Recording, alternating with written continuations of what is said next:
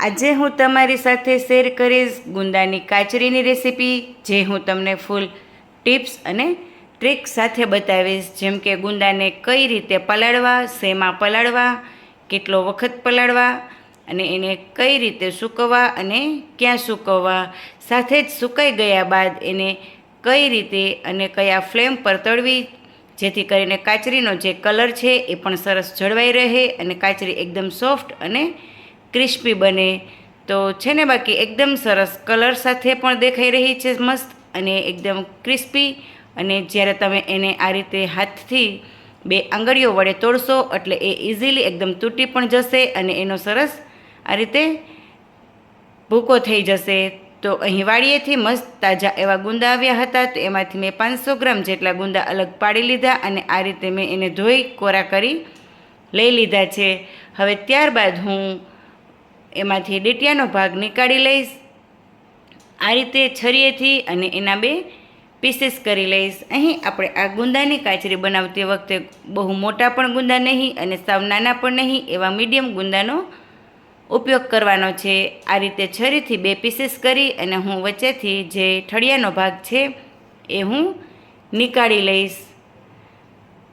તો અહીં મેં આ બધા જ ગુંદામાંથી ઠળિયાનો ભાગ નીકાળી લીધો છે અને ડીટિયાનો ભાગ પણ નીકાળી લીધો છે. તો હવે અહીં આપણે આ કાચરીને પલાળી લેશું. તો મેં અહીં અડધો લીટર જેટલી મીડિયમ ખાટી નોર્મલ એવી છાશ લીધી છે. એમાં મેં સ્વાદ પ્રમાણે નમક અને હળદર એડ કરી છે. વ્યવસ્થિત મિક્સ કર્યા બાદ ગુંદાના જે આપણે 2 પીસીસ કર્યા છે એ બધા જ ગુંદાને અહીં એડ કરી દઈશું અને આ રીતે ચમચીથી વ્યવસ્થિત મિક્સ કરી લેશું અને એને 1 રાત માટે ઢાંકી દઈશું.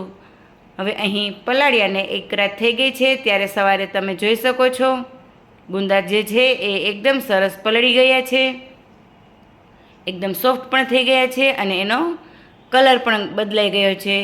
જો તમે 1 રાત ન પલાળો અને દિવસના પલાળવાના હોય તો તમે અર્લી મોર્નિંગ એટલે કે વહેલા 5-6 વાગ્યે પલાળો, તો તમે આરામથી એને 2 થી 3 વાગ્યે છાશમાંથી નીકાળી શકો છો અને આ રીતે એક ચારણીમાં એને નિતારી લેવાની છે. હવે અહીં આ રીતે તડકામાં કોટનના કપડામાં આ રીતે રહે એ રીતે આપણે એને સૂકવી દેવાના છે.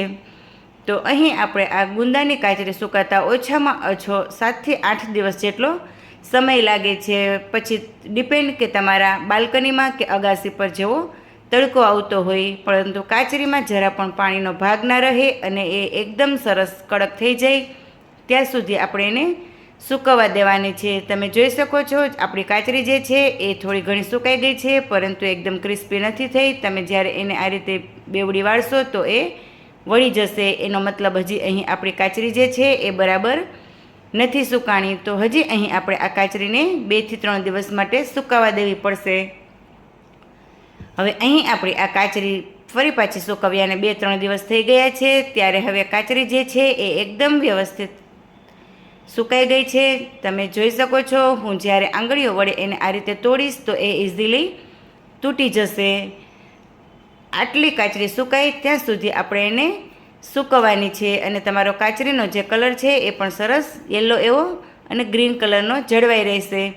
તો હવે કાચરી તળવા માટે મેં અહીં તેલને ગરમ કરી લીધું છે. તેલ સરસ આવી ગયું છે. હવે હું ગેસની ફ્લેમ સાવ લો કરી દઈશ અને કાચરીને તળી લઈશ.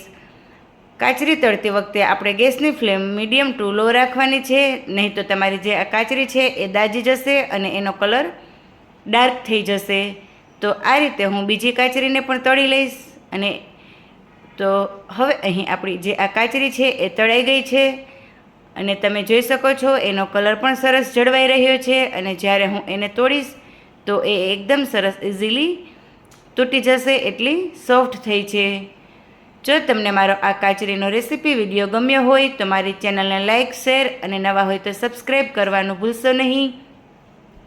સાથે બેલ આઇકન પણ જરૂરથી પ્રેસ કરજો, જેથી કરીને તમને મારા રેસીપી વિડીયોની નોટિફિકેશન મળતી રહે. ફરી મળીશું પાછા નવા રેસીપી વિડીયોમાં. ત્યાં સુધી આવજો and thank you for watching.